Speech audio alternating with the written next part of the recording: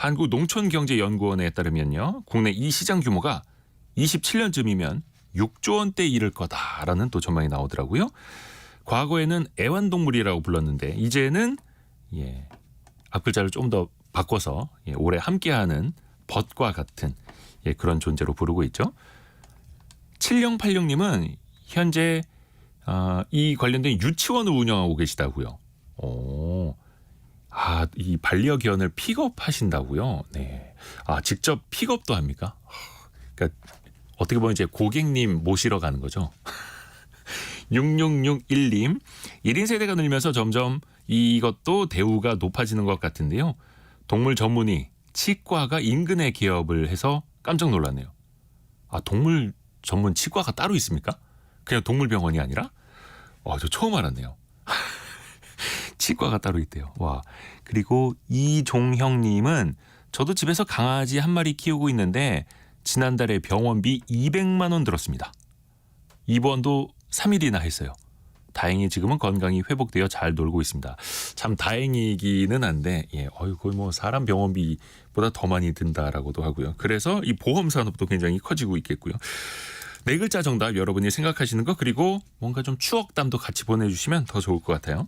짧은 문자 50원, 긴 문자 100원이 드는 샵 9730이나 KBS 콩이 열려 있습니다. 오늘의 움직임에 주목하고 세상의 흐름을 놓치지 않습니다. 여러분의 내일을 응원하며 성공의 열쇠를 함께 찾아갑니다. 성공예감 이대호입니다. 우리나라 주택의 65%가 아파트라고 합니다. 거기에다가 뭐 연립, 다세대 주택까지 합하면 거의 공동주택 사시는 분들이 한 80% 된다라는 이야기인데요. 여러 사람들이 한 곳에 모여서 살다 보면 얼굴 붉히는 일이 뭐 또 생길 수밖에 없죠. 과연 이 법률적으로는 또 어디까지 우리가 생각을 해볼 수 있는지 슬기로운 법률 생활 오늘은 윤예림 변호사와 함께합니다. 안녕하세요. 네, 안녕하세요. 법무법인 길도 윤예림 변호사입니다. 윤 변호사님도 공동주택 사시죠? 네, 맞습니다. 거의 다 우리나라 사람들 한 80%에 달한다고 합니다. 공동주택에 태어나서 현재까지 공동주택에서만 살고 있습니다. 혹시 저희가 공동주택 이야기하기 전에 앞에서도 저희가 소식을 다루기는 했는데 지난 금요일부터 그 전자정부 시스템이 좀 먹통이었잖아요. 네네. 거의 많은 국민들이 불편을 겪으셨는데 네네. 이게 어떻게 뭐 보상 처리나 네네. 피해 보상을 좀 요구할 수 있다거나 좀 그럴 수 있을까요? 몇 가지 요건을 검토해서 거기에 해당하는지가 좀 중요할 것 같아요. 네. 먼저 행정부의 어떤 과실과 이 과실. 오류가 그러니까 이 행정부의 이 과실이 일단은 입증이 되어야 되고요. 그다음에 실질적인 피해가 있었는지 그날 꼭 발급받아야 할 서류가 있었거나 뭐 처리해야 할 업무가 있었는데 일을 못했다. 이런 실질적인 피해가 있었는지가 또 보여져야 되고 또 이 피해와 전상만 오류 사이의 인과관계가 입증이 되어야 될 것 같습니다. 그리고 이런 것들을 증명하는 책임은 그 손해배상을 청구하는 시민들에게 있을 것이기 때문에 이런 부분들이 모두 다 이제 검토가 되고 입증이 되어야지 좀 가능하지 않을까 생각합니다. 실질적인 피해가 있어야 한다. 그래서 정부가 뭔가 그 행정적인 기한 같은 거 다 유예를 하겠다라고 일단은 발표를 한 상황이니까요. 좀 추이를 지켜봐야겠네요. 그러면 이제 본론으로 들어가서 공동주택 이야기하겠습니다. 공동주택 하면 당연히 이 얘기부터 나와야죠. 층간소음. 네, 그렇죠. 이게 참 어느 집이든 한 번씩은 이제 고민을 해보셨을 텐데 최근에 그 인터넷 사이트 글 보니까 층간소음 복수하려고 합니다. 빈대 구합니다. 막 이런. 네. 그러면 그게 자기 집까지 안 오겠습니까? 이런 말씀을 왜 하는지 모르겠는데 층간소음 이거를 법률적으로 과연 어디까지 대응하는 게 괜찮을까요? 사람의 이제 좀 감정이 섞일 수 있으니까요. 그렇죠. 근데 사실 어떤 행위는 된다, 어떤 행위는 안 된다라고 하는 법률상의 규정은 없는 상황이고요. 네. 다만 법원에서 한번 이런 기준을 제시한 적이 있는데 이 부분을 한번 소개해드리겠습니다. 층간소음 항의와 관련해서 이웃에 대해서 접근 금지 가처분을 청구했고 이게 인용이 된 결정이 있었어요. 그 위층 아파트에 거주하고 있던 박모 씨와 아래층에 거주하고 있던 김 씨는 네. 층간소음 문제로 큰 갈등을 겪고 있었는데요. 위층 박 씨는 어떤 일정 수준 이상의 소음을 낸 적이 없는데 아래층 김 씨가 계속 이에 대해서 항의를 하니까 위층 박 씨는 이제 아래층 김 씨를 상대로 나한테 더 이상 접근하지 말게 해달라라고 법원에 접근 금지 가처분을 신청했습니다. 이에 대해서 법원은 아래집 김 씨는 윗집 박 씨의 집에 들어가거나 이 초인종을 누르거나 현관문을 두들기는 행위를 해서는 안 된다라고 하면서 접근 금지 가처분의 일부 인용 결정을 내린 바가 있습니다. 그러니까 이 결정에 따르면 이게 층간소음 발생할 경우 전화나 뭐 문자 메시지, 천장을 가볍게 두드리는 행위 정도는 할 수 있지만 또 직접 찾아가서 문을 두드리거나 초인종을 누르거나 위층 주민의 사생활을 침범할 수 있는 행위를 하면 안 된다라는 판단을 한 것 같습니다. 예, 다만 요런 행위들이 모두 다 이제 허용이 되는 것이냐라고 하면은 또 그거는 요즘 상황에서는 좀 다를 수가 있어요. 네. 요즘에는 스토킹 처벌법이라는 것이 지금 시행되고 있잖아요. 만약 이 가처분 금지 결정에서 전화나 문자는 해도 된다라고 해서 전화나 문자를 막 폭탄으로 보내고 막 많이 하거나 하면은 정도 지나치면 네, 스토킹 범죄 처벌법으로 처벌이 될 수 있습니다. 사실 이 스토킹 범죄 처벌법 같은 경우는 보통 연인 관계나 뭐 이런 데서 이제 성립하기 쉽다 생각하고 있지만 사실 뭐 상속 문제로 친누나를 여러 차례 찾아가는 사람에게도 스토킹 범죄 처벌법으로 처벌된 경우도 있고 뭐 빚독촉을 위해서 여러 차례 문자나 전화를 과도하게 하면 이것도 또한 처벌 대상이 될 수 있으니 사실 뭐 접촉을 금지했다 해서 문자나 전화를 많이 해야지 이런 판단은 좀 유의하셔야 될 것 같습니다. 정도를 지나치면 그게 가족 간이라도 네네. 좀 상식적으로 우리가 생각을 해야겠네요. 네. 그리고 또 하나가 아파트나 뭐 빌라 같은 경우 어쩔 수 없이 이게 구조가 벽식 구조다 보니까 네네. 벽을 타고 서로 울리지 않습니까? 네, 그래서 맞습니다. 그냥 이 소리가 윗집에서 내려오는 게 아니라 옆집, 아랫집에서 오는 걸 수도 있다라는 걸 상식적으로 좀 생각을 하시면 좋을 텐데 애초에 만약에 집을 좀 부실하게 지었다면 시공사, 그 건설사를 상대로 뭔가 문제를 제기할 수도 있지 않을까요? 예.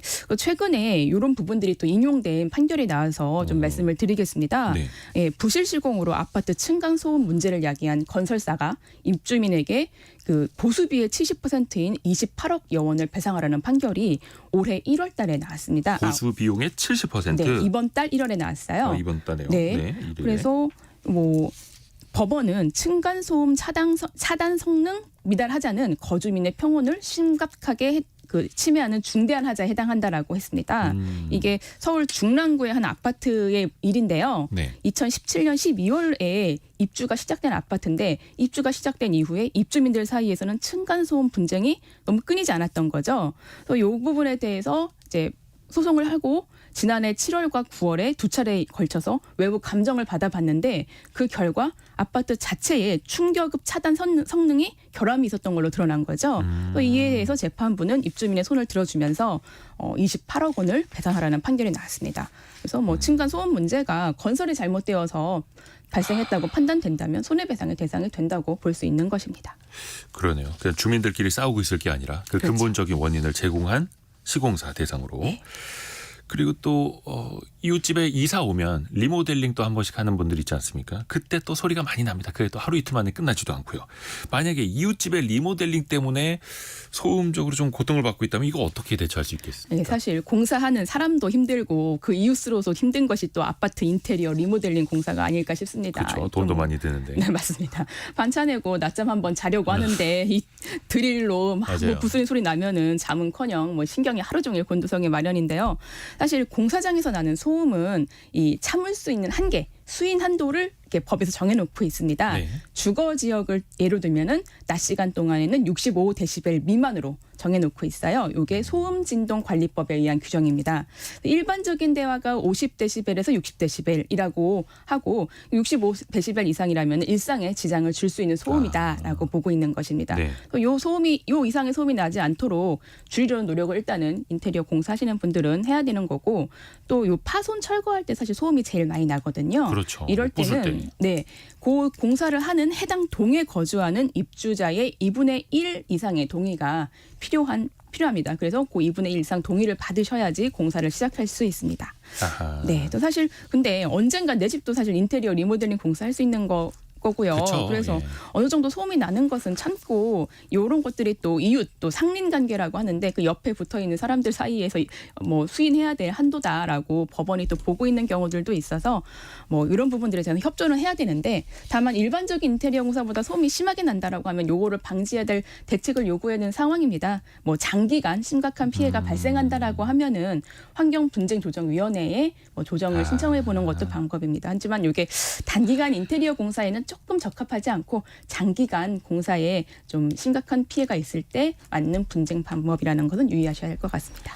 이게 사실 인테리어 업자분들이 직접 그 주민 동의서를 받아주시기도 하는데 맞습니다. 그냥 이사 들어오시는 분이 직접 얼굴 보고 양해를 구하면 조금 더 서로가 좋아질 수 있을 것 같고요. 또 요즘에는 특히 소음이 심한 공사를 하는 날, 뭐 21일, 22일 뭐 이렇게 또 써놓기도 하고요.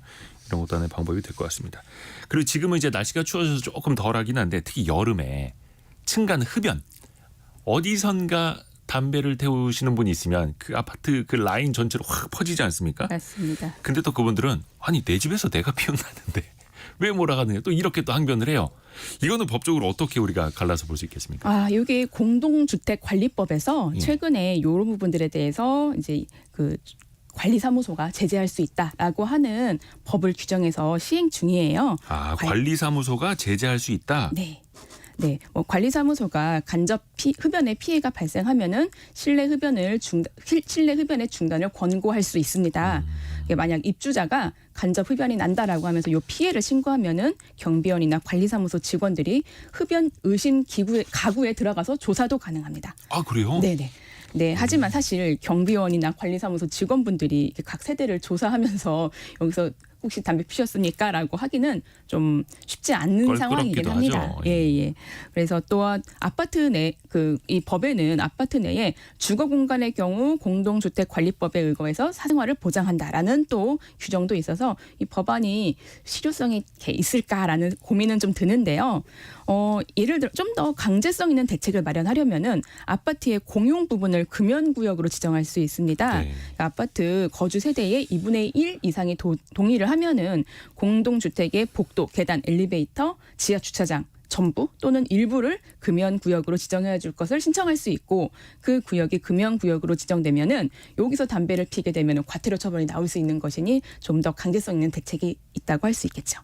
너무 당연해 보이는데 그렇죠. 근데 제가 정말 몰랐던 거는 관리사무소 예를 들어서 직원분이 네. 경비원 같은 분들이 집 안에까지 들어가서 흡연 여부를 살펴볼 수 있다. 네. 오, 이건 몰랐습니다.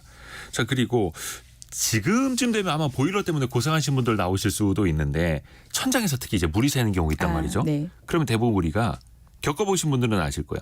그냥 아랫집에 새는 물은 윗집에서 보상을 해줘야 된다. 공사비를 지불해줘야 한다라는 건데 이게 그냥 당연한 겁니까? 사례별로 좀 달라지기도 하나요? 사실 누수의 원인은 정말 천차만별입니다. 예.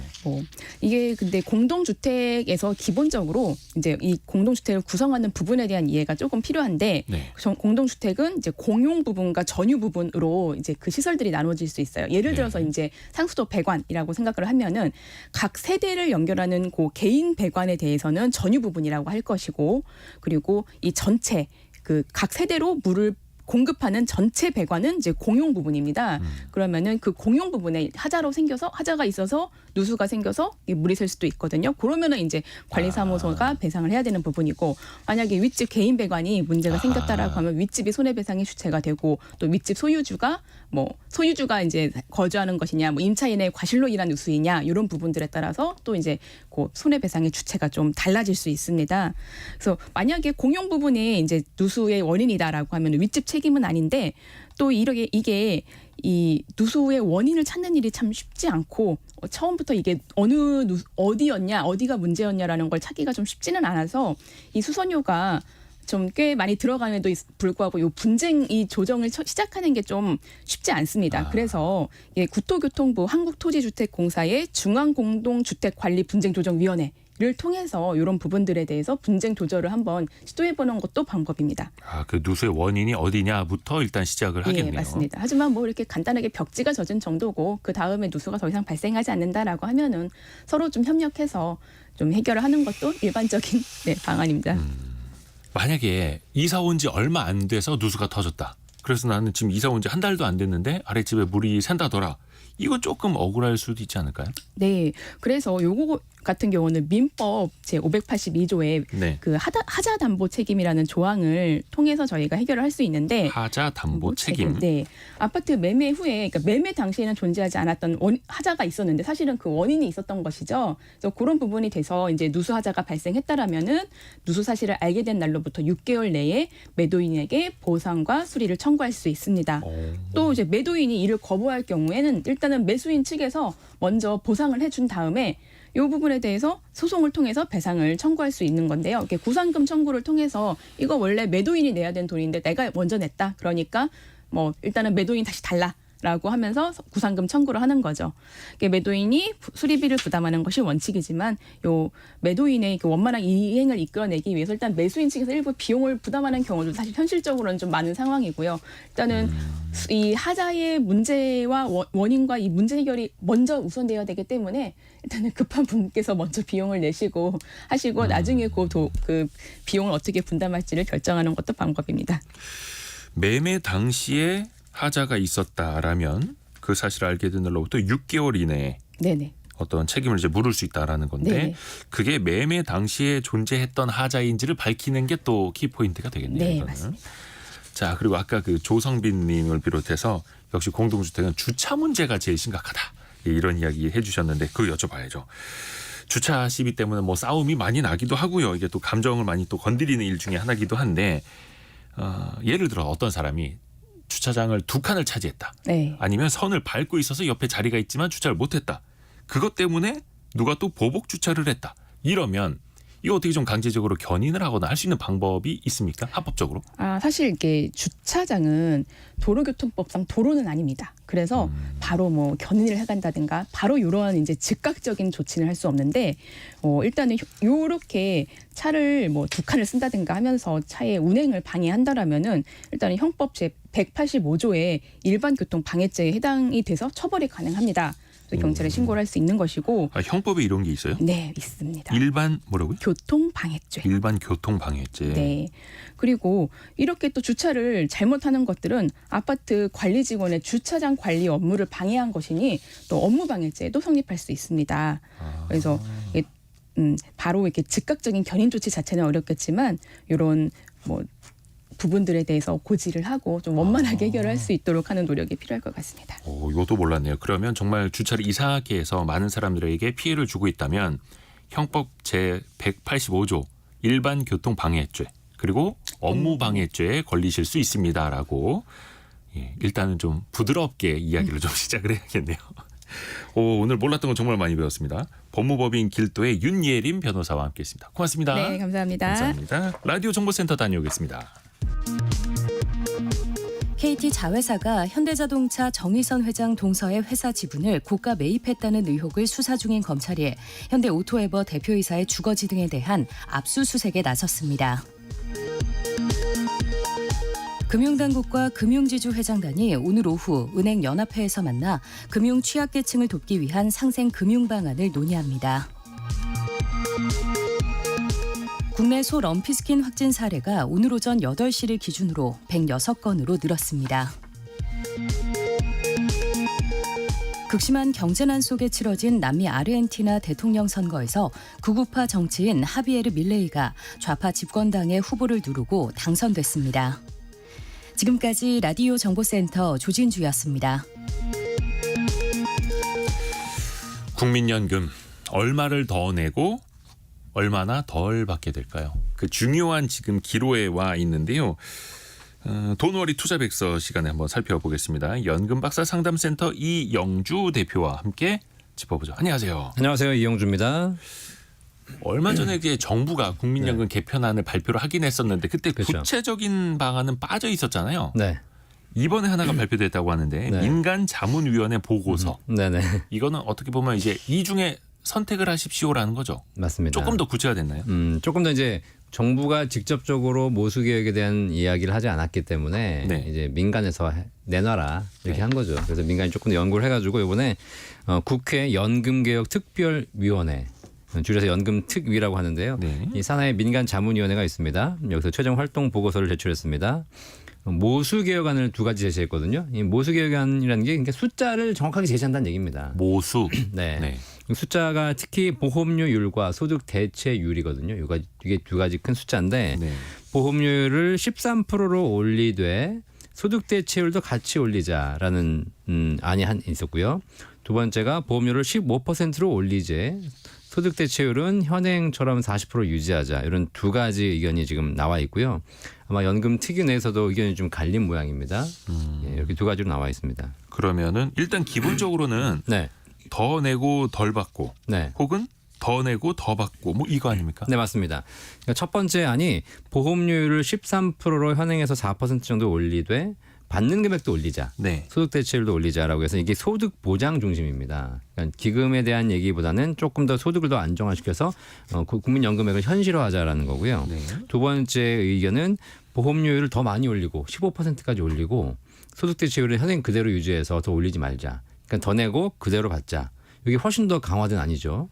근데 이 안은 이제 기금에 대한 재정 안정 이걸 더 강화하는 쪽입니다. 저는 이게 좀 이해가 안 되던데 네. 당연히 보험료를 많이 내면 네. 소득 대체율 높아져서 더 많이 받는 걸로 당연히 생각을 하는데 네네네. 더 많이 내더라도 그냥 똑같이 받자라고 하는 안이 들어갔다라는 건 네네. 그야말로 이제 기금 안정의 방점을 이게 뒀다는 거예요. 일반 우리 민간 금융하고 그렇게 이해하시면 안 되고요. 예. 민간 금융은 내가 더 내면 당연히 더 받아야지라고 생각하시겠지만 국민연금은 내는 금액과 받는 금액이 아무 상관이 없습니다.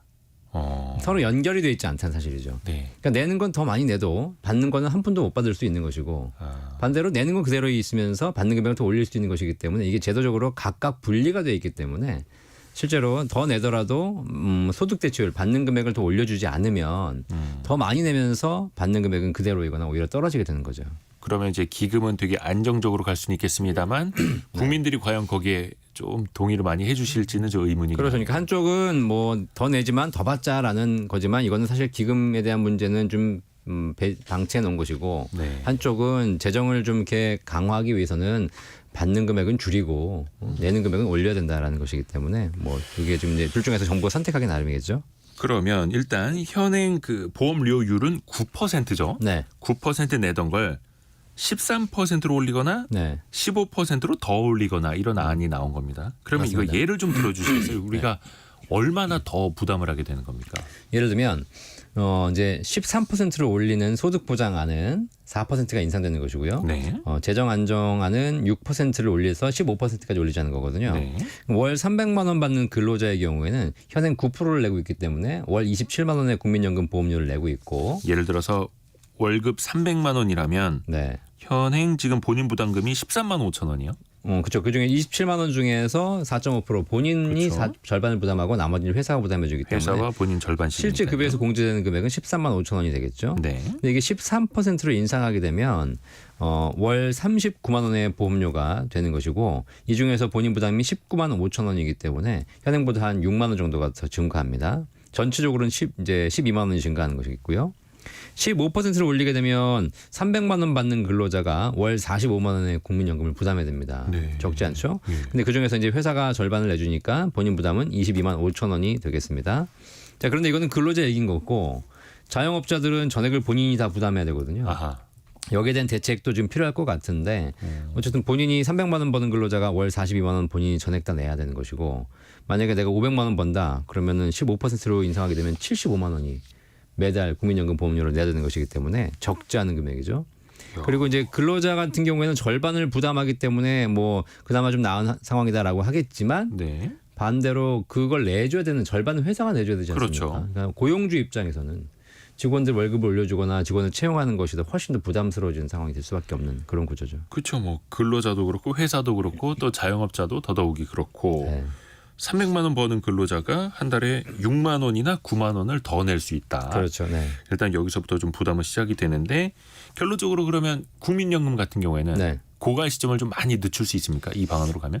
근데 지금 소득보장안은 해보니까 이거는 어쨌든 더 내고 더 받는 안이기 때문에 기금 고갈을 늦출 수는 있으나 한 7년 정도밖에 연장하지 못한다는 계산이 나왔습니다. 이렇게 해봐야 7년 정도를 늦추는. 네, 현재 2055년이 기금 고갈 예정인데 이렇게 했을 경우엔 2062년이 되면 기금이 고갈되는 것이고요. 더 내되 이제 받는 거는 현행대로 그대로 하자. 라는 재정 안정론자의 그 중심 개혁은 2071년에 고갈이 예정되기 때문에 16년 정도 더 연장이 가능합니다. 그래서 어쨌든 우리가 지금 현재 좀 더 뼈를 깎는 고통을 안을 것이냐 아니면 조금 더 편한 거로 갈 것이냐에 대한 결정을 좀 해야 되는 상황이고 물론 이 이외에도 여러 가지 이제 기금 운용이라든가 변수가 있겠지만 어쨌든 그런 걸 좀 봤을 때도 실제로 큰 효과는 있지 않다라고 보시면 될 것 같아요. 그러니까 보험료율 현재 9%인 걸 15%로 올리고 네. 받는 건 그냥 똑같이 받아야만 고갈 시점을 71년까지 16년을 연장할 수 있다. 네.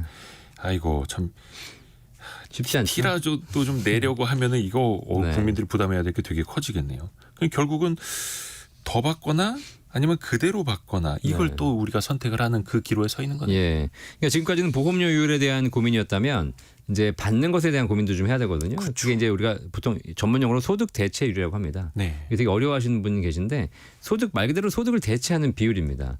그러니까 내가 젊었을 때 소득을 기준으로 보험료를 냈을 때 네. 노후에 내가 젊었을 때 받았던 소득의 얼마를 연금으로 대체할 수 있을 것인가. 예를 들면 소득 대체율이 100%다. 그 말은 내가 젊을 때 한 달에 300만 원 벌어서 국민연금 냈다라고 하게 되면 국민연금 노후에 받을 수 있는 연금액이 300만 원이면 네. 소득 대체율이 100% 되는 겁니다. 그렇죠. 소득을 다 챙겨주는 거니까.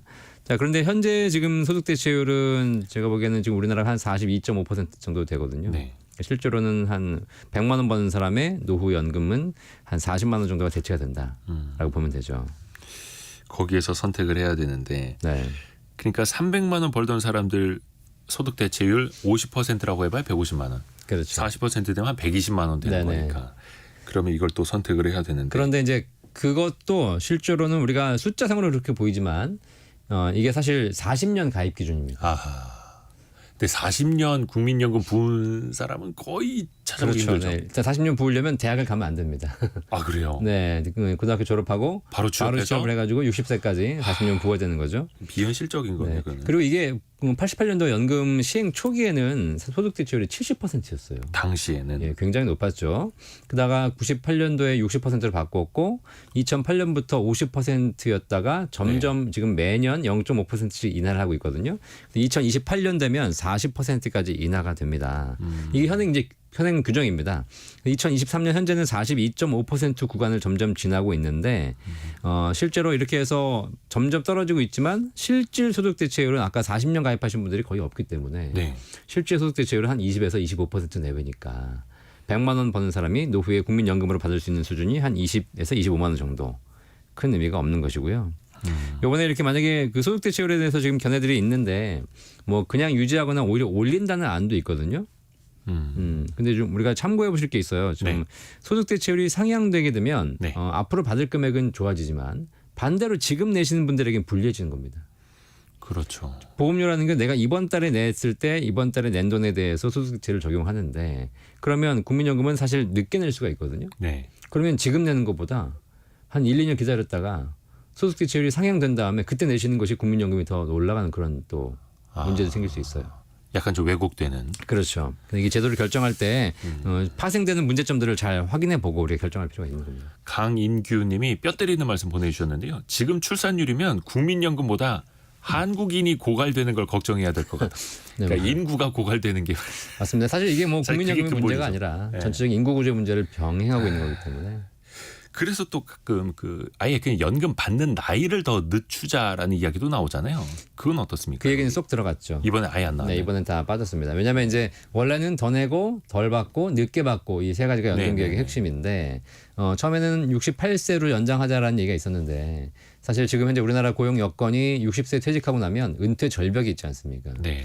지금도 은퇴 절벽이 3년에서 5년 가까이 있는데 국민연금 수령할 때까지 8년 정도 연장된다는 건 굉장히 또 감내하기 힘든 어려움이라 생각돼서 네. 이건 고용 여건하고 같이 병행해서 좀 개혁을 하겠다라고 정부가 지난번 그렇죠. 얘기를 했거든요. 당장은 연금 받는 시점이 늦춰지지는 않는다라고 보시면 되겠습니다. 일단 소득 공백기에 대한 우려도 크니까요. 근데 네. 그거는 이번 안에 담겨 있지 않고 대신에 얼마를 올릴 거냐 그대로 받도록 할 거냐, 조금이라도 더 받게 할 거냐. 그렇죠. 그 중에서 이제 결정이 남아 있는 것. 앞으로도 계속해서 우리가 또 이야기를 들어보겠습니다. 연금박사 상담센터 이영주 대표였습니다. 고맙습니다. 감사합니다. 자, 2부 때는요. 최근에 이제 증시 상황 이슈들이 굉장히 많은데요. 뭐 공매도 금지를 비롯해서 또 미국의 주요 기업들 실적도 나오고요. 2부 때는 김학균 센터장과 개미스쿨로 돌아옵니다. 잠시 뉴스 듣고 10시 5분에 다시 뵙죠.